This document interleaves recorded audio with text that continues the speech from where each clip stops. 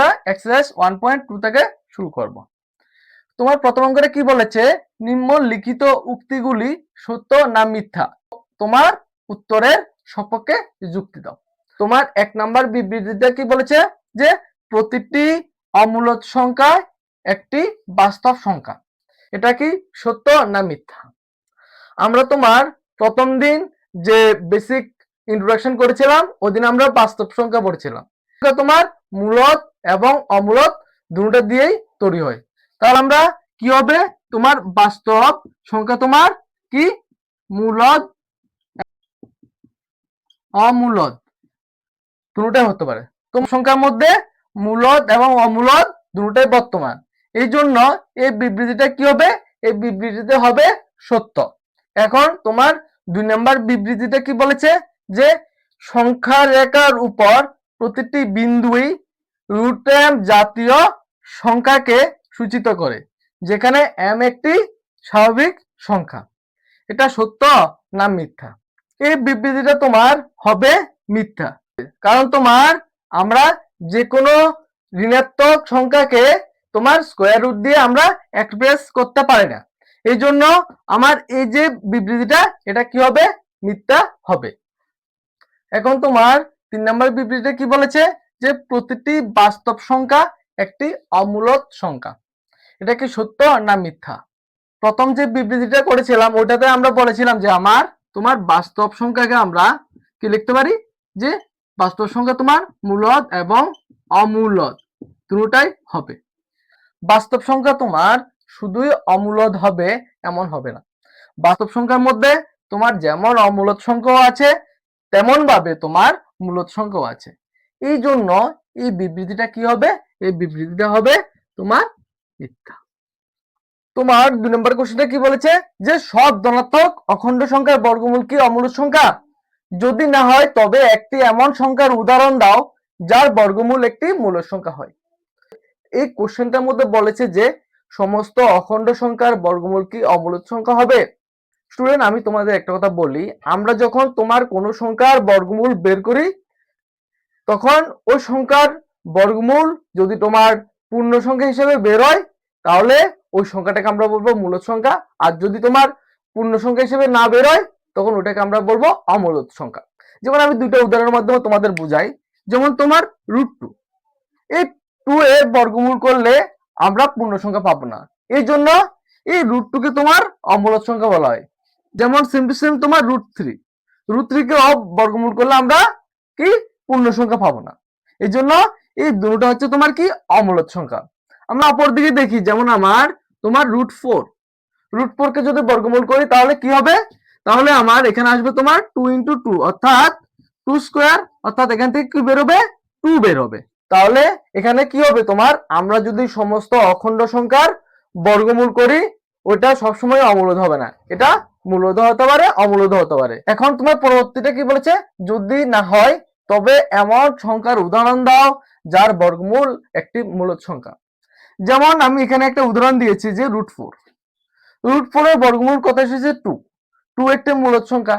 আমি আরো एग्जांपल দিতে পারি, যেমন তোমার √9 কে কি লেখা যায় 3 × 3 অর্থাৎ এখানে আসবে 3 স্কয়ার আর এখানে বের হবে কি অনলি 3। সেম টু সেম তোমার √16 হলে কি হবে তোমার √4 × √4 অর্থাৎ এখান থেকে 4 স্কয়ার হবে আর এখান থেকে বের হবে 4। তাহলে আমরা এখানে এই অঙ্কটাকে করলাম।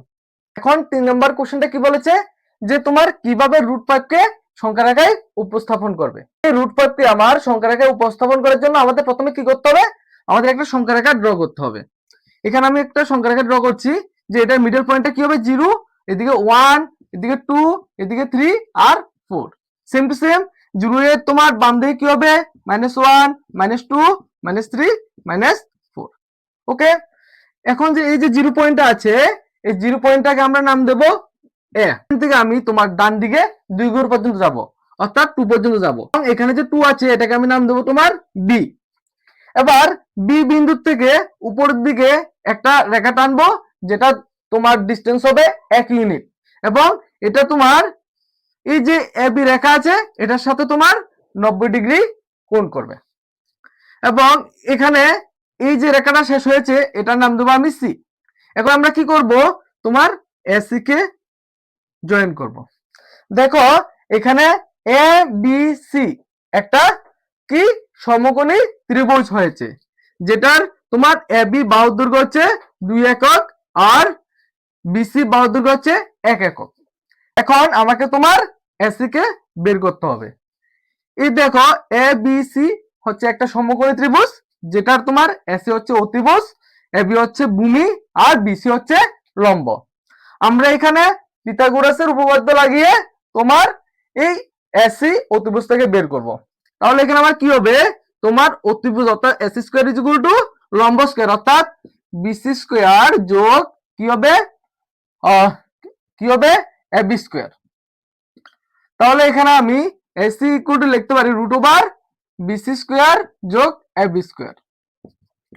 এখন আমার বিসির ভ্যালু কত, বিসির ভ্যালু হচ্ছে 1, তাহলে 1 স্কয়ার যোগ আর এবির ভ্যালু কত 2 অর্থাৎ 2 স্কয়ার।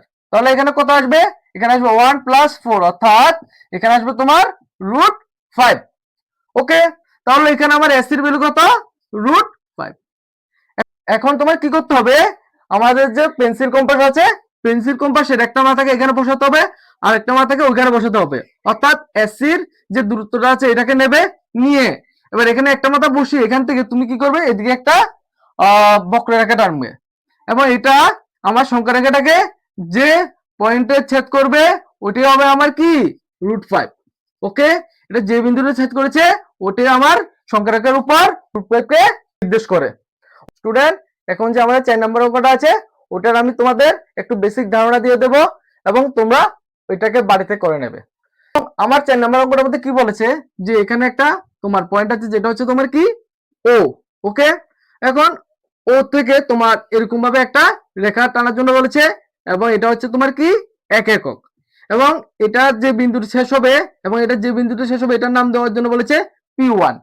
এবার P1 এর থেকে একটা লম্ব টানার জন্য বলেছে যেটা আমার ও P1 এর সাথে 90 ডিগ্রি অ্যাঙ্গেল করবে এবং যেটা শেষ হবে তোমার P2 বিন্দুতে এবং P1 P2 দূরত্ব হবে 1 একক। এখন আমাকে বলেছে যে ও P2 জয়েন করার জন্য, ও P2 জয়েন করে এবং আমরা এখন ও P2 মান বের করব। এটা তোমার দেখো ও P1 P2 একটা সমকোণী ত্রিভুজ ফর্ম করেছে, যেখানে তোমার ও P1 হচ্ছে ভূমি আর P1 P2 হচ্ছে লম্ব আর ও P2 হচ্ছে অতিভুজ। আমি এখন পিথাগোরাসের উপপাদ্য লাগালে কি হবে, ও P2 স্কয়ার ইকুয়াল টু কি হবে ও P1 স্কয়ার যোগ P1 P2 স্কয়ার। এখন আমি তোমার ও P2 ইকুয়াল টু কি লিখতে পারি রুট ওভার ও P1 স্কয়ার যোগ কি হবে P1 P2 স্কয়ার। তাহলে এখানে আমি তোমার মান বসিয়ে দেবো, ও P1 এর মান কত, ও P1 এর মান কত 1 অর্থাৎ 1 স্কয়ার যোগ 1 স্কয়ার অর্থাৎ এখানে কি হবে রুট ওভার 1 যোগ 1 আর এখানে কি হবে রুট 2।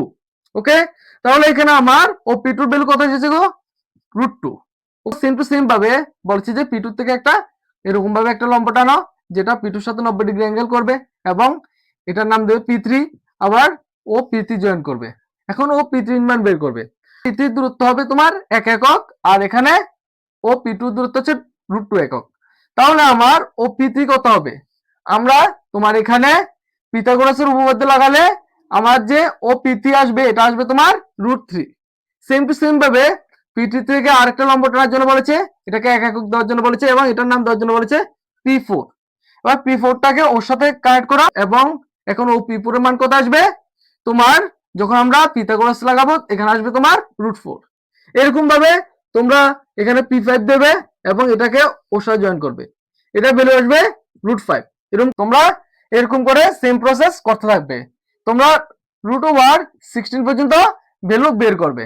ওকে, তাহলে এটা হলো তোমার 4 নম্বর অঙ্ক।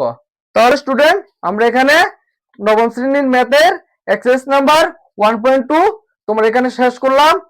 স্টুডেন্ট, তোমাদের যদি ভিডিওটা ভালো লেগে থাকে তাহলে এটাকে তোমরা লাইক করবে এবং শেয়ার করবে এবং ভিডিওটা কেমন হয়েছে কমেন্ট সেকশনে জানাবে আর নতুন হলে তোমরা আমার চ্যানেলটাকে সাবস্ক্রাইব করবে।